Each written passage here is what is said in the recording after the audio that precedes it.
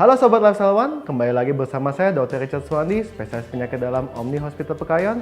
Kali ini bergabung bersama saya untuk membahas mengenai asam urat.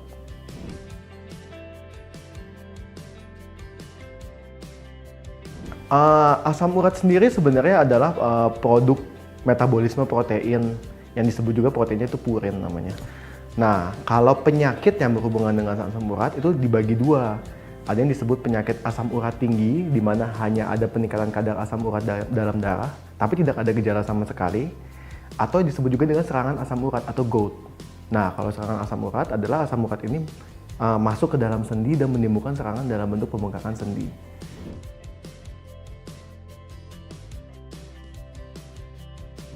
Penyebab asam urat sebenarnya asam urat ini secara normal akan dimetabolisme di ginjal. Jadi ketika kita makan makanan yang tinggi protein yang jenisnya purin terutama, purin ini akan dimetabolisme menjadi asam urat, monosodium urat bahasa Inggrisnya. Asam urat ini akan dibuang melalui ginjal, melalui urin. Nah, jadi hal apa saja yang menyebabkan asam urat seseorang tinggi? Tentu saja ada beberapa faktor. Di antaranya yang paling pertama adalah asupan asam uratnya yang memang terlalu banyak, makanan-makanan yang mengandung asam urat yang mungkin nanti akan saya bahas. Nah, yang kedua adalah memang ada gangguan fungsi ginjal, di mana fungsi ginjal terganggu sehingga asam urat yang diproduksi di badan tidak bisa dikeluarkan. Nah, baru yang terakhir adalah faktor-faktor genetik, di mana memang secara genetiknya pasien ini memiliki keturunan asam urat tinggi di keluarganya, jadi memang kemampuan metabolisme asam uratnya, metabolisme purin di badannya memang tidak sebaik manusia lain pada umumnya. Banyak yang bilang ya, katanya asam urat itu kalau tinggi saya lehernya kencang dok, kalau tinggi badan saya pegel-pegel dok. Sebenarnya itu tidak seperti itu. Asam urat tinggi di dalam darah hampir tidak memberikan gejala kecuali terjadi serangan asam urat. Dan kalau serangan asam urat gejalanya selalu khas. Sendi yang terkena itu akan bengkak, merah, nyeri sekali, susah digerakkan, dan biasanya si penderita itu ya memang nggak bisa menggerakkan, keluhannya sakit sekali gitu. Jadi kalau di luar itu asam urat tidak akan memberikan gejala. Kenapa gejala-gejala serangan asam urat sering diidentikan dengan keluhan-keluhan ini, perut leher kencang? Karena memang makanan yang tinggi asam urat biasa juga tinggi kolesterol. Jadi mungkin si pasien ini kolesterolnya juga tinggi, atau ada tekanan darah tinggi juga, kegemukan, atau ada faktor-faktor lain yang menyebabkan mungkin dia kurang olahraga, jadi gejala-gejala yang pegel-pegel, leher nggak enak, kepala sakit, itu semuanya seolah-olah salah si asam urat ini. Padahal asam urat sendiri tidak memberikan gejala sampai terjadi serangan asam urat.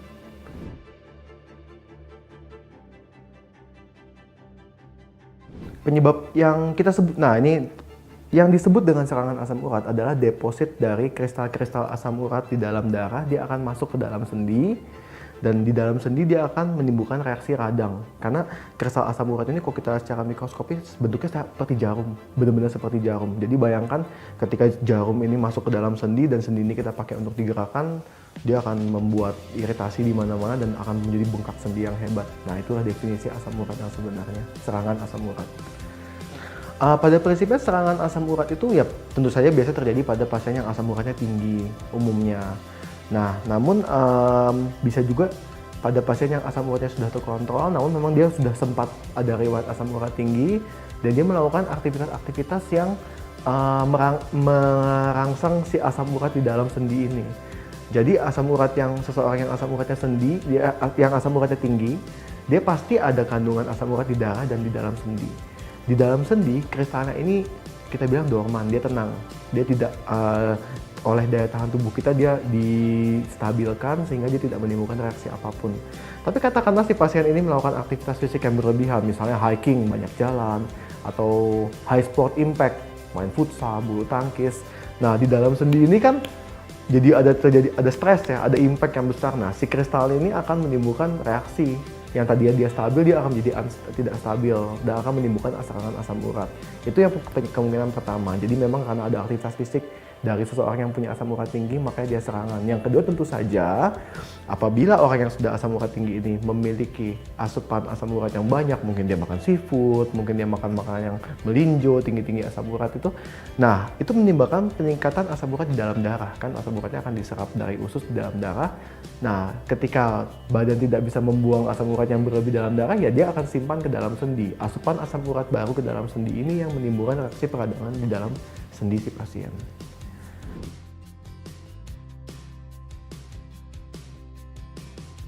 Enggak, seseorang yang asam urat tinggi ini beda dengan diabetes asam urat tinggi, kecuali yang disebabkan karena genetik ya, itu sebenarnya sangat-sangat bisa disembuhkan. Diabetes kan identiknya memang jarang bisa disembuhkannya, meskipun memang dengan diet ketat apabila diabetesnya tidak terlalu berat bisa sampai sembuh. Asam urat ini kalau yang disebabkan karena asupan sangat-sangat bisa diperbaiki. Apabila si pasien memperbaiki asupannya dan mungkin menggunakan obat-obatan asam urat apabila dibutuhkan sesuai petunjuk dokter, dia bisa tidak ada serangan asam urat lagi sama sekali.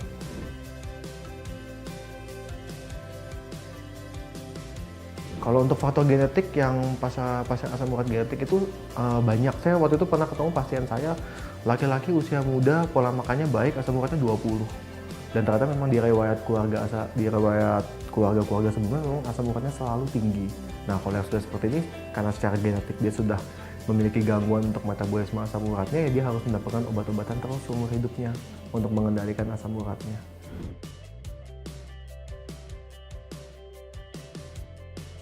Asam urat yang normal itu sebenarnya antara laki-laki dengan wanita ada sedikit perbedaan. Namun kalau saya biasa pukul rata saja, normalnya idealnya adalah di bawah 7, baik laki-laki ataupun wanita. Nah, ada batas-batas tertentu yang saya bilang ya, kadar asam urat di atas 7 dalam darah tanpa gejala sama sekali, itu namanya adalah kadar asam urat tinggi atau hiperurisemia kita bilang. Kondisi ini tidak semuanya membutuhkan pengobatan, biasa hanya dengan perbaikan pola makan dan gaya hidup saja si pasiennya bisa membaik sendiri. Nah, tapi memang ada limit-limit tertentu di mana dengan kadar ini si pasiennya harus dapat obat meskipun tidak ada gejala. Nah, limit itu pada wanita adalah 11, pada laki-laki adalah 13.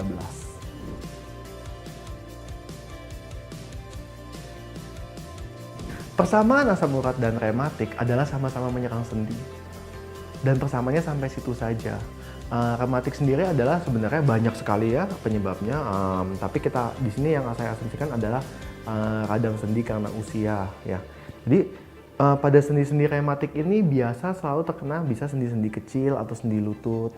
Asam urat sangat jarang menyerang sendi-sendi tangan dan lutut. Asam urat biasanya menyerang sendi kaki bagian bawah. Selalu yang paling sering terkena itu sendi jempol 1, sendi jempol kanan kiri itu paling sering. Kemudian mata kaki, pergelangan kaki. Kenapa begitu? Karena asam urat ini si kristalnya mengikuti arah gravitasi saja. Jadi karena sebagian besar kita menghabiskan waktu kita dengan duduk dan berdiri, memang yang paling sering sarangnya di bawah. Saya pernah dapat kasus di mana pasien ini mengalami serangan asam urat di tangan atau di dada. Tapi kasus-kasus ini berarti terjadinya pada saat si pasien sedang tidur. Dan itu kasusnya jarang sekali. Dia yang intinya konsepnya adalah kristal asam urat ini mengikuti arah gravitasi dan hampir tidak pernah menyerang kedua kaki. Bedakan dengan arthritis itu sering ya misalnya pada nenek-nenek usia 70 tahun sering sekali kedua sendi lututnya, sendi punggungnya sakit. Nah, dibilangnya asam urat, nah itu nggak cocok ya gitu. Dan serangan arthritis ini atau rematik ini prosesnya kronis, lama. Jadi ketika ditanya pasien biasanya sakitnya udah berapa lama? Udah 1 bulan dok, sakit-sakit terus. Asam urat nggak seperti itu. Asam urat itu tuh tidak ada gejala sama sekali, tiba-tiba suatu hari sakit sekali, bengkak sekali, pasiennya nggak bisa jalan, biasa minta dirawat ya kalau yang bengkak banget ya. Nah itu asam urat seperti itu. Dan ketika serangannya sudah selesai, pasiennya bisa lari lagi. Nggak ada masalah.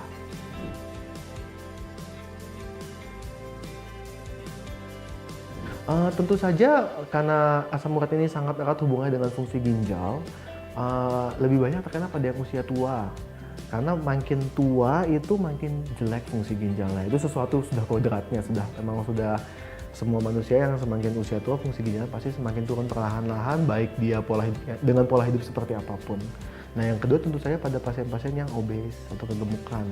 Karena tentu saja selain pasti intake-nya banyak, makannya banyak sehari-harinya, pasien ini biasa nggak bergerak, jarang gerak, dan berat badannya berat sekali, jadi beban di kakinya itu besar. Jadi dengan sekian langkah saja kristal asam uratnya ini bisa terangsang menimbulkan serangan asam urat.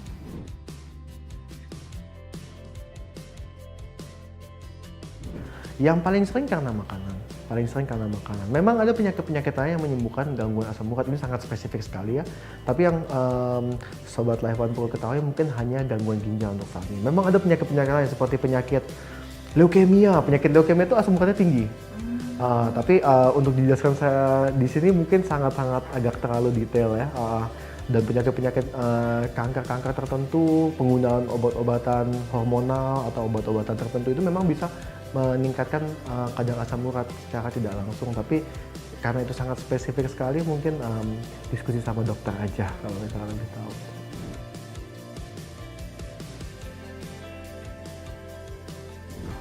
Cara untuk mencegah sehari-hari yang paling pertama adalah semuanya masalah makanan. Apabila kita secara genetik tidak memiliki gangguan metabolisme asam urat, yang mesti paling pertama kita jaga adalah makan. Makanan yang yang menyebabkan asam urat tinggi itu, kalau saya hafalannya itu 3 makanan, 2 minuman. Untuk makanan yang pertama adalah daging yang bukan daging, kita bilang jeroan. Jadi daging tapi bukan daging otot, usus, hati, ampela, otak, babat. Nah ini semua bagian-bagian badan daging ini itu dalam jumlah yang sedikit saja kandungan asam uratnya tinggi sekali. Nah, yang kedua adalah biji-bijian. Biji-bijian itu ya diantaranya melinjo, ya, emping, ya, makanan-makanan yang mengandung biji-bijian itu asam uratnya tinggi. Yang ketiga adalah kacang-kacangan, kacang mete, kacang apapun itu asam uratnya sangat tinggi sekali, ya. Nah, kemudian untuk minuman yang paling mesti dijaga adalah pertama minuman beralkohol dan minuman manis. Minuman manis yang tinggi fruktosa. Karena fruktosa ini meskipun dia bukan protein, tapi ternyata di metabolisme menjadi purin. Jadi minuman-minuman seperti, saya nggak boleh sebut merek, minuman seperti soft drink, minuman-minuman manis di luar sana, kita bisa lihat ya kandungan utamanya adalah fruktosa, itu menyebabkan serangan asam urat. Yang terakhir yang mungkin sobat pada nggak tahu adalah kopi. Iya, kopi ini dalam jangka panjang memang katanya bisa menurunkan asam urat, tapi apabila saat pertama kali minum dia bisa menyebabkan serangan asam urat. Ya, kira-kira sekian sesi tanya dokter kali ini. Saya Dr. Richard Swandi, spesialis penyakit dalam dari Rumah Sakit Omni Hospital Pekayon. We care with passion.